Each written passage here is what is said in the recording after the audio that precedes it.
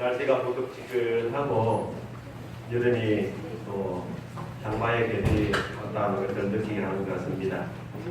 이러한 때에도 건강에 어려움 없도록 하나님의 인도하심 함께하시기를 기도를 드립니다.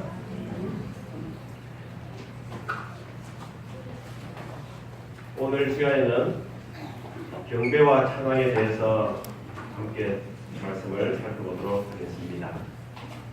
오늘 이렇게 특별한 찬양대가 노래 찬양을 해 주셨는데요. 만약에 우리가 드리는 이 예배 속에서 찬양이 없다면은 우리 예배는 어떨까 하는 걸 좀 생각해 보게 됩니다. 노래가 없는 예배 분위기가 어떨까요?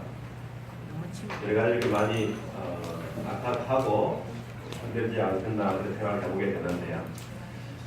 이 찬양이 우리에게는 경배에서 아주 중요한 부분을 차지함을 말씀을 하고 있습니다. 단순히 노래를 부르는 그런 개념이 아니라 우리가 왜 찬양을 해야 하는지, 그리고 우리의 찬양이 하나님 앞에 아름답게 연락되는 찬양은 어떤 찬양인지 그런 것들을 함께 좀 살펴보도록 하겠습니다. 시편 103편에서는 이런 말씀을 하고 있습니다. 다윗이 지은 시인데요. 내 영혼아 여호와를 송축하라. 내 속에 있는 것들아 다 그의 거룩한 이름을 송축하라. 내 영혼아 여호와를 송축하며 그의 모든 은택을 잊지 말지어다. 그가 내 모든 죄악을 사하시며 내 모든 병을 고치시며 내 생명을 파멸해서 속량하시고 인자와 긍휼로 관을 씌우시며 좋은 것으로 내 소원을 만족하게 하사 내 청춘을 독수리같이 새롭게 하시는도다. 아멘. 다윗이 이 시편을 기록하면서 내 영혼아 여호와를 송축하라라고 말씀하고 있습니다. 여기에 오늘 이렇게 말씀을 하고자 하는 게 결론이 나와 있습니다. 우리가 하나님께 찬양하고 예배하는 것은 우리 입술의 찬양이 아니라는 거죠. 이것이 하나님께 드리는 우리의 마음의 노래라는 사실들을 설명해 주고 있습니다. 내 영혼아 여호와를 송축하라. 내 속에 있는 것들아 다 그의 거룩한 이름을 송축하라. 그렇게 하게 됐을 때 5절에 보면은 내가 좋은 것으로 내 손을 만족해 하시고 내 청춘을 독수리같이 새롭게 하시는도다 라고 우리에게 명령을 내리고 있습니다. 우리가 누군가를 이렇게 칭찬을 할 때나 또 찬양을 할 때 하나님께 우리가 찬양을 하는 것도 있지만은 사람을 또 찬양하는 때도 있거든요. 그때는 보통 어떤 때냐면은 뭘 잘 했을 때입니다. 공부를 잘한다든지 일을 잘 한다든지 또 뭐 좋은 일이 있을 때에 그때 이렇게 찬양을 하고 영광을 이렇게 돌리는 그런 일들이 일어나고 있습니다. 이게 찬양이라는 의미를 다른 의미로 보면은 칭찬한다, 박수 갈채한다, 또 찬성 감탄한다, 말로나 노래로 격찬한다, 또 찬미하고 영광을 돌리다, 이런 여러 가지 의미가 있음을 얘기를 하고 있습니다. 우리가 하나님을 찬양한다 할 때에 그 찬양이 여기 의미 속에 들어가 있는데 하나님께 감탄을 나타내는 것입니다. 세 번째 나와 있는 것처럼 하나님께 감탄이 나오고 또 다섯 번째 있는 말씀처럼 하나님께 영광을 돌리는 그런 찬양의 예배가 우리에게서 일어나야 할 것을 말씀을 하고 있는 것이죠. 그래서 우리는 찬양을 할 때 하나님께 직접 찬양하는 게 있고 또 다른 사람에게 우리가 이 찬양을 표현함으로 말미암아 하나님을 찬양하는 것들이 있어요. 내가 하나님께 직접적으로 할 수도 있고 또 다른 사람에게 내 찬양을, 하나님께 대한 찬양을 나타낼 수가 있는 것을 우리에게 말씀을 하고 있습니다. 그러면 우리가 하나님을 찬양할 때 하나님의 무엇에 대한 찬양을 하냐는 것입니다.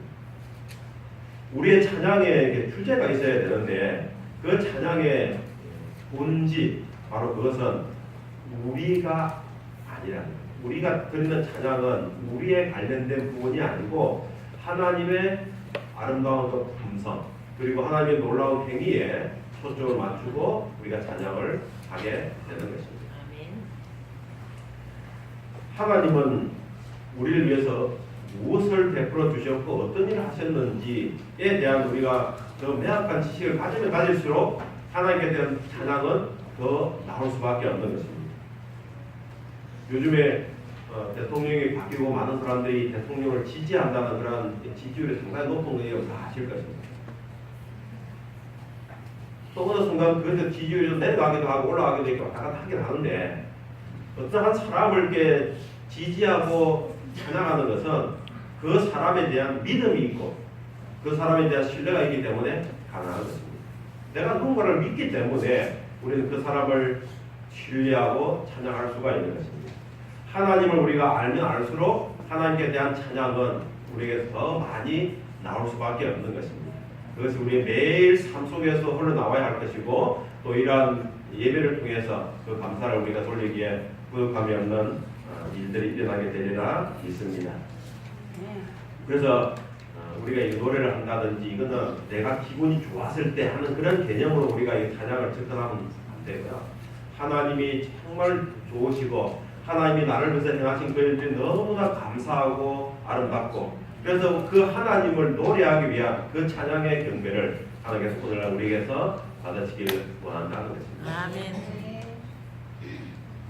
근데 이 세상의 방식은 그러지 않습니다. 이 세상의 방식은 내가 기분 좋으면 노래하고 안 좋으면 안 하거든요. 그렇게 되어 있어요. 근데 그 주제가 없어요. 내가 뭐 때문에 찬양하느냐에 대한 그런 본질은 없어요. 근데 기독교는 우리가 노래하고 찬양의 경배를 드리는 모든 본질은 내 기분에 작용되는 것이 아니라 하나님께 초점을 맞추고 그 하나님을 찬양하는 그런 경배의 찬양을 우리에게서 말씀을 하고 있다는 것입니다. 아멘. 엘렌 G. 화이트이 우리에게 이렇게 주고 있는 말씀을 보면은 이런 말씀이 있습니다. 이 교정은 5권 315페이지의 말씀인데요. 우리들 중에 얼마만큼 감사를 표해야 할 것인지 합당하게 생각해 본 사람이 있는가? 우리는 주님의 자비가 아침마다 새롭다는 것과 그분의 성실이 다함이 없다는 것을 기억하는가? 우리가 그분에게 의존해 있다는 것을 인정하고 그분의 모든 은혜에 대하여 감사하고 있는가? 아멘. 라고 묻고 있습니다. 그래서 우리가 왜 하나님을 찬양해야 할 것이냐에 대한 얘기를 하고 있어요. 하나님을 왜 찬양해야 되느냐? 이 세상에 많은 사람들도 있고 내가 좋아하는 사람들도 있는데 그런 대상이 아니라 하나님을 왜 우리가 찬양해야 될 것이냐라는 것을 이야기하면서 엘렌 G. 화이트이 이 말씀을 하고 있습니다. 우리가 아침에 딱 자고 일어났는데 나에게 또 새로운 생명이 주어집니다. 새로운 산소를 내가 마실 수 있고 또 태양을 또 내가 받을 수 있고 하루의 생명을 이어갈 수 있는 것 여러분 그 일에 대해서 감사하고 살아가고 있습니까? 아멘. 우리가 이제 아름다운 천지 만물을 바라보고 또 좋은 거 생각하고 또 맛있는 거 먹고 살아가는 이 모든 것들이 하나님께서 우리에게 주시는 게 선물인데 그러한 것들에 우리는 감사하는 마음을 가지고 살아가고 있느냐는 것입니다. 여러분 그렇게 하고 계십니까? 아멘. 그렇게 하셔야 돼요. 우리가 식사 기도할 때에 잠깐 눈만 까맣게 뜨는 게 아니라 하나님 오늘 나에게 귀한 선물을 주셔서 감사합니다. 하나님을 또 한번 생각하는 거예요. 내가 늘 기도할 때나 또 이 아름다운 것을 바라볼 때 정말 와, 너무 아름답다라는 게 아니고 하나님 참 뛰어나신 분이십니다라는 그런 주제로 우리가 접근해 가야 할 것을 말씀하고 있습니다. 우리의 삶에 있어서 모든 것들은 다 하나님과 연결되어야 하는 것입니다. 그때 그렇게 될 때 우리의 삶 속에서 하나님을 찬양하는 그 일들이 자연스럽게 흘러나올 수가 있을 것입니다. 하나님을 생각하지 않는다면은 세상의 노래가 흘러나오겠죠. 근데 하나님을 생각하면 생각할수록 하나님께 찬양하는 그런 노래가 우리에게서 흘러나오게 될 것입니다. 하나님께서는 왜 우리에게서 찬양을 요구하실까 하는 것입니다. 하나님께서 왜 우리에게서 찬양하라 그렇게 말씀을 하실까? 여러분 우리가 꼭 찬양을 해야 할까요? 다시 말하지만 하나님께서는 우리에게서 그 찬양을 원하십니다. 근데 그 찬양을 원하시는 것은 하나님이 우리에게 찬양을 바라시기를 원하시는 게 아니고 우리가 찬양해야 할 이유가 있기 때문에 우리가 하나님을 간절히 찬양해야 할 이유가 우리에게 있기 때문에 하나님께서 그것을 나타내기를 원하고 있으라는 것입니다. 하나님은 우리에게 찬양을 받으시면 하나님 기분이 좋아지시고 받지 않으시면 기분이 안 좋아지시고 그런 개념이 아니에요. 하나님은 우리와 상관없이 하나님의 일을 하시는 분이십니다. 그런데 하나님이 우리에게 이 모든 것을 다 베풀어 주시고 은혜를 주셨는데 이 그것에 대한 반응이 나오기를 바라고 있습니다. 그래서 우리가 찬양을 할 때에 정말 하나님과 우리 사이에 이 하나가 되는 그 과정 속에서 우리에게서 찬양을 원하고 계시다라고 말씀을 하고 있습니다. 이 찬양 속에는 힘이 있습니다. 능력이 있어요. 이스라엘 백성들이 애굽에서 나오면서 홍해 바다를 건넙니다. 홍해 바다를 건너고 난 다음에 하나님이 기적으로 홍해를 쫙 가르게 하시고 또 애굽 백성들을 그 홍해 바다에 다 이렇게 수장시키시고 그들을 구원해 주셨습니다. 그 하나님의 능력을 바라보면서 이스라엘 백성들이 하나님을 찬양해요. 근데 그들에게 그렇게 찬양하도록 지도하고 가르치는 사람이 누군지 아십니까? 그들이 홍해 바다를 건넌 이후에 정말 그들이 입술을 모아서 하나님을 찬양하고 영광을 돌리게 했던 그 분이 누굴까요? 그게 모세의 누나 미리암이었어요. 성경에 보면은 그 모세의 누나 미리암을 향하여 선지자라고 표현하고 있습니다.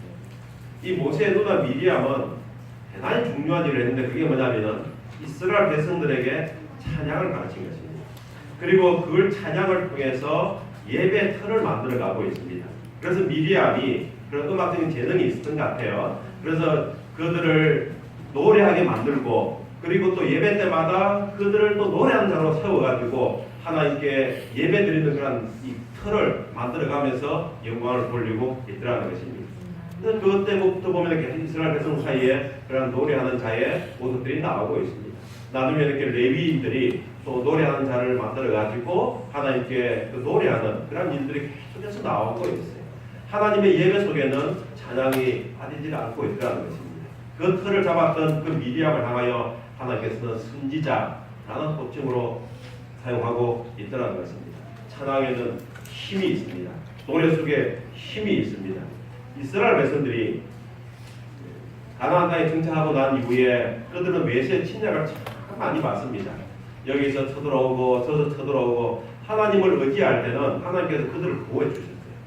이스라엘 백성들을 보호해 주시다가 그들이 또 하나님을 잠깐 또 잊어버리고 딴 길로 가게 되면은 또 외적이 또 쳐들어와서 그들을 괴롭히기도 하고 그렇게 살아갈 때 그들에게 또다시 모압과 아몬 족속들이 쳐들어와서 이스라엘 백성들을 괴롭히는 장면이 나와 있습니다. 그것이 이제 역대하 20장에 나와 있는데 그때 이스라엘의 왕은 여호사밧입니다. 이 여호사밧이 모압과 아몬 족속들의 수많은 병사들이 쳐들어왔을 때 그들을 향해서 싸울 힘이 없었어요. 너무나 많은 군사들이 쳐들어왔을 때 도저히 싸울 수 있는 힘이 없었습니다. 그때 여호사밧이 어떻게 했을까요? 하나님께 물었습니다. 이스라엘 백성들 또 지도자들 다 불러서 하나님께 물었습니다. 하나님 우리가 어떻게 할까요? 하나님께 먼저 예배를 드립니다.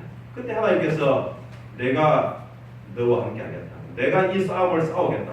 하나님께서 그에게 약속해 줍니다. 그리고 그 다음날 이스라엘 백성들이 병사를 다 불러 모아서 싸움터로 나갑니다. 그 싸움터로 나갈 때에 맨 앞에 누구를 세웠을까요? 찬양대를 세웁니다. 아주 힘있는 군사들을 세운 게 아니고 맨 앞에다가 노래하는 자들을 세워서 전쟁하러 나아갑니다. 역대하 20장에 있는 말씀인데요. 백성과 더불어 의논하고 노래하는 자들을 택하여 거룩한 예복을 입히고 군대 앞에서 행진하며 여호와를 찬송하여 이러기를 여호와께 감사하세 그의 인자하심이 영원하도다 하게 하셨습니다. 이 여호사밧 왕이 싸움하러 가면서 노래하는 자를 제일 앞에 세워서 갑니다. 여호사밧 왕이 그렇게 할 수 있는 이유가 무엇이었을까요? 하나님의 그 약속을 그가 믿었기 때문에 하나님이 내가 이 싸움을 싸우겠다고 그 약속을 그가 믿었어요. 그래서 하나님께서는 그 모압과 아몬 족속들을 자기들끼리 서로 치고받고 싸우게 해가지고 그들을 다 전멸시켜버립니다. 여호사밧은 칼 하나 휘두르지 않고 승리를 거둡니다. 그들은 노래하면서 나아갔다가 노래하면서 돌아오는 놀라운 전쟁의 승리를 가져오게 된 것입니다. 그들은 전쟁터 나아갈 때도 하나님을 찬양했고 전쟁터 돌아올 때도 하나님을 찬양하고 있습니다. 이 찬양은 하나님이 하신 것이라.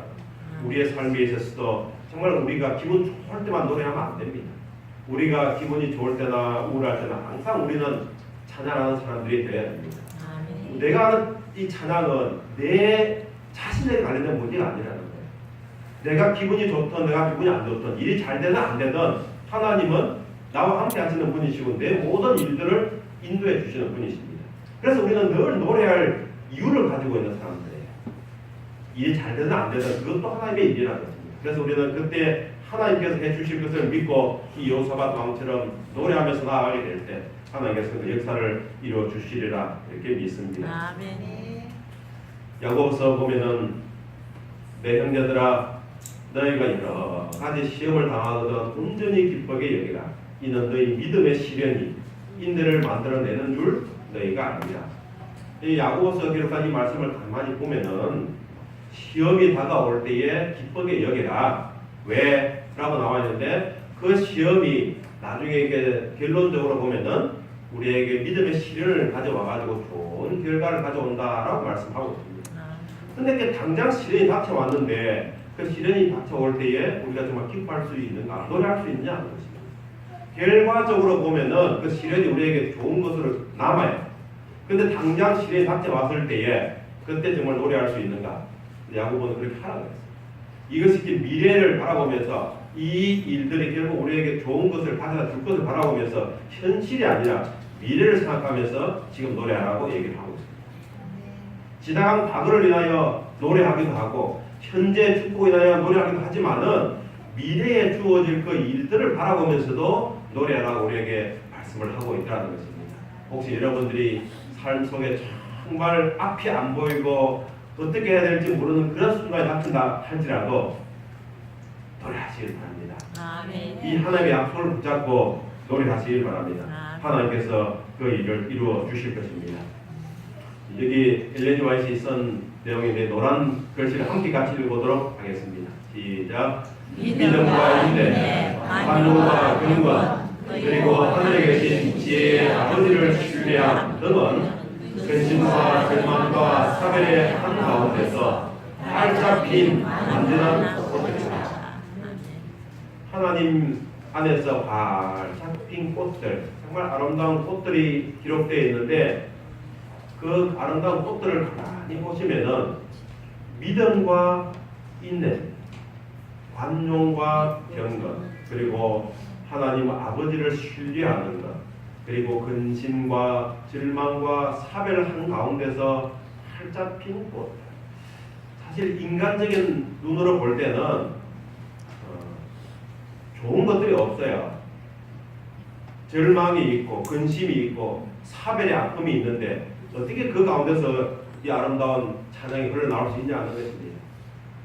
근데 하나님께서는 이러한 모든 것들을 통해서 정말 아름다운 믿음의 결실이 얻어지게 하시는 분이심을 우리에게 말씀하시면서 그럴지라도 너희가 찬양하라고 말씀을 하고 있습니다. 그렇다 보면은 우리가 노래할 수 없는 때가 언제 있을까 하겠습니다. 우리는 기분 좋아도 노래가 나옵니다. 근데 기분이 안 좋을 때는 일이 안 될 때도 노래하라 그럽니다. 그런다면 우리는 늘 노래해야 할 이유를 가지고 있는 백성들입니다. 하나님께서는 그러한 노래를 통해서 누구에게 힘을 주시냐면은 하나님 자신이 아니고 우리에게 힘을 주신다는 것입니다. 정말 암담하고 가장 어려운 그 순간에 하나님께 찬양하게 될 때 하나님이 나와 함께하면 우리가 깨닫게 될 것이고 또 하나님께서 나에게 승리를 가져주시는 분이심을 우리가 분명히 알게 될 것을 이렇게 말씀하고 계십니다. 아멘. 하나님은 찬양받기에 합당한 분이십니다. 성경 어디에 보면은 그 얘기가 기록되어 있을까요? 하나님은 찬양받기에 합당한 분이십니다라고 기록되는 성경 구절이 있어요. 어디에 그게 있냐면은 요한계시록에 있습니다. 요한계시록 4장 11절에 말씀인데 한 같이 읽어보겠습니다. 시작.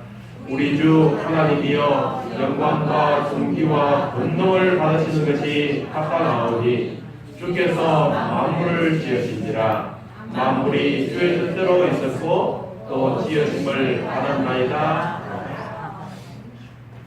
하나님이 영광을 받으시기 합당한 분이신데 그 이유는 천지 만물을 지으신 분이시기 때문에 그렇다고 말씀하고 있습니다. 근데 하나님의 이 계명 속에서 내가 천지 만물을 지은 자다라고 얘기할 수 있는 하고 있는 계명이 어디 나와 있습니까? 나는 천지 만물을 지은 하나님이다라고 어디에 그런 계명이 나와 있어요? 안식을 계명합니다. 하늘과 땅과 바다와 물들의 근원을 만드신 그분의 이름이 이 안식일을 통해서 우리에게 다시 한번 반복되어지고 있습니다. 우리가 하나님을 찬양해야 할 분명한 이유는 천지 만물을 지으시고 우리의 생명을 만드신 분이신데 그러한 계명 속에다가 안식일의 의미를 더 부여하고 있다는 것입니다. 그래서 우리가 드리는 이 예배는 하나님이 이 천지 만물을 지으신 분이심을 찬양하는 노래인 것입니다. 그리고 나에게 생명을 주신 그 하나님을 찬양해야 할 것을 우리에게 말씀을 하고 있습니다. 우리가 찬양하는 것은 사람이 아니에요. 목사가 아니에요. 하나님입니다. 천지 만물을 지으시고 우리에게 생명을 주신 그분을 찬양하라. 그래서 하나님은 그런 찬양을 받으시기에 정말 합당한 분이시다고 우리에게 말씀을 하고 있는 것입니다. 우리가 드리는 찬양이 그렇게 연결되어지기를 다시 한번 기도를 드립니다.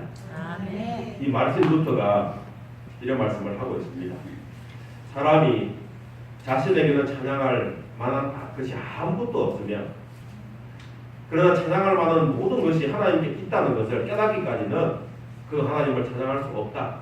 하나님은 무하신 하나님이시고 다음이 없으시며 그러므로 그분은 영원히 찬양을 받으시기에 합당하다.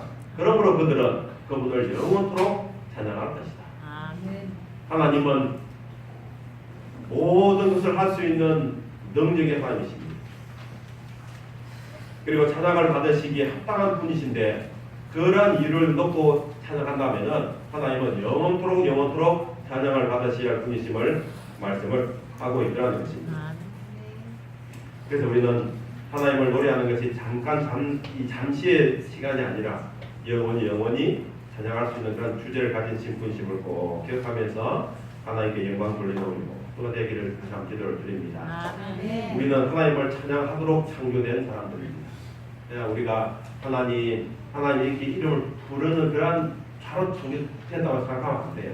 하나님께서 우리를 창조하신 목적이 있는데 정말 하나님께서 우리에게 찬양을 받으시기를 기뻐하시는 분이신데 정말 우리는 하나님을 찬양해야만 하는 그런 존재를 만드는 건 아니라는 것입니다. 하나님께서는 우리에게 그런 찬양할 수 있는 이유를 주셨고 또 그것을 나타내기를 하나님께서 오늘 우리에게서 바라고 있는 것입니다. 사단은 이걸 자꾸 오해를 해가지고 하나님은 우리한테서 받기를 좋아하시는 분이시다. 모든 걸 하나님께만 돌리라고 하신다라고 자꾸 유혹을 하고 있습니다. 하나님은 그런 분은 아니시거든요. 하나님은 우리에게 그런 모든 걸 다 주셨고 그 주신 것에 대한 반응 그것을 나타내기를 오늘 우리에게 바라시고 있는데 사단은 그걸 자꾸 오해시켜가지고 다르게 얘기를 하고 있더라고요.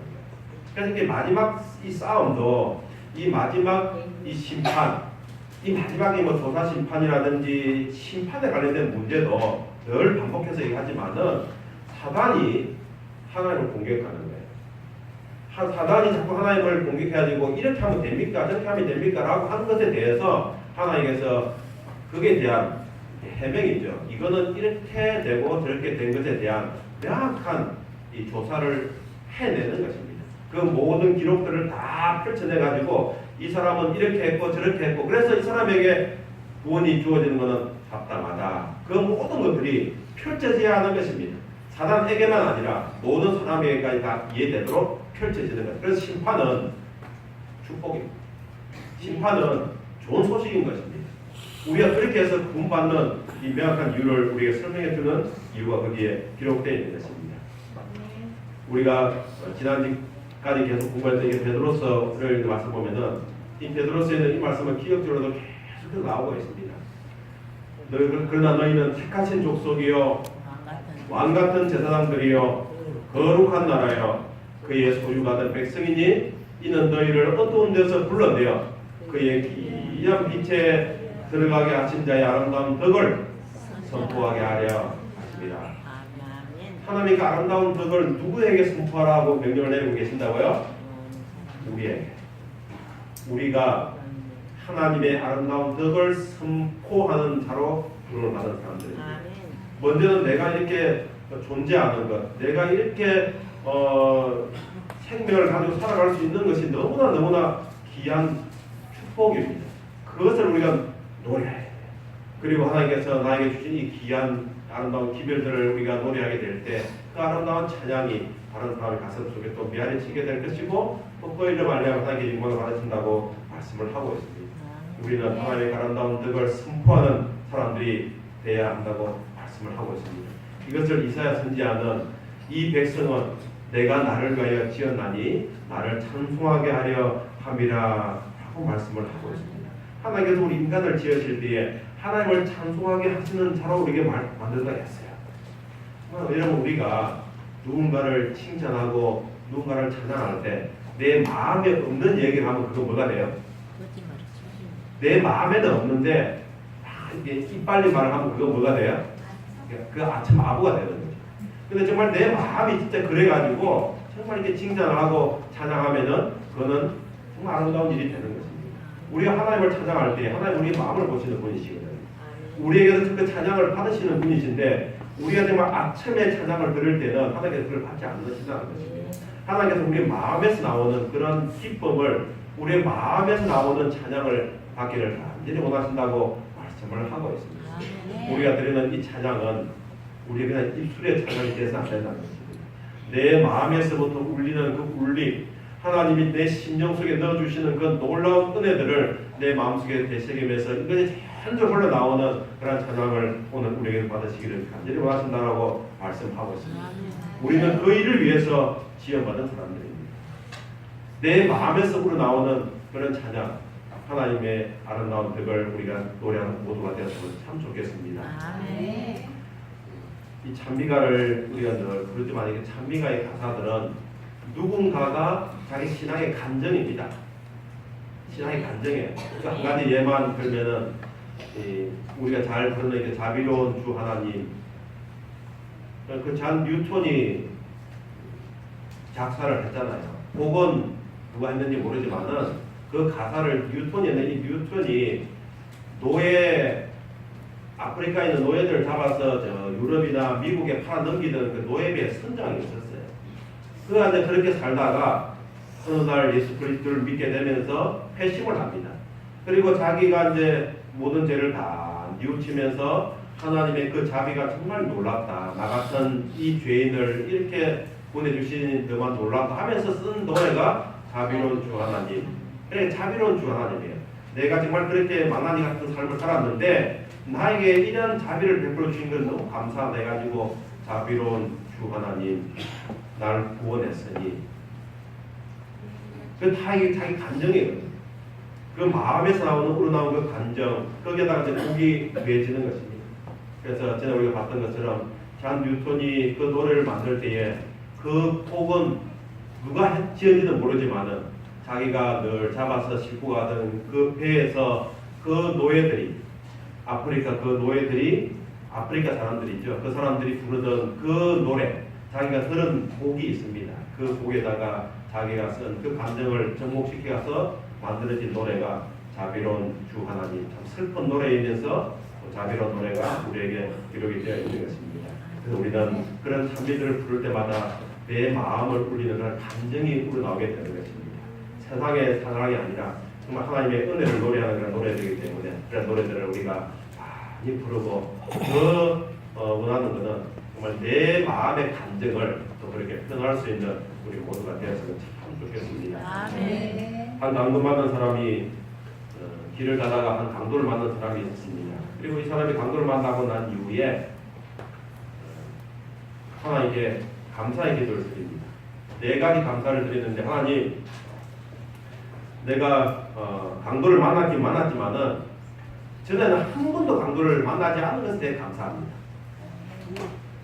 그리고 두 번째는 그들이 나에게서 돈을 빼앗아가고 물건을 빼앗아갔지만은 내 생명까지 빼앗지 않은 것에 대해서 감사합니다.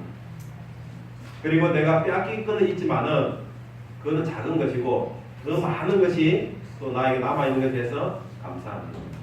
그리고 마지막은 내가 강도를 당했을지언정 강도가 되지 않은 것에 대해서 감사합니다. 그것이 이제 그가 드리는 감사의 조건이었던 것입니다.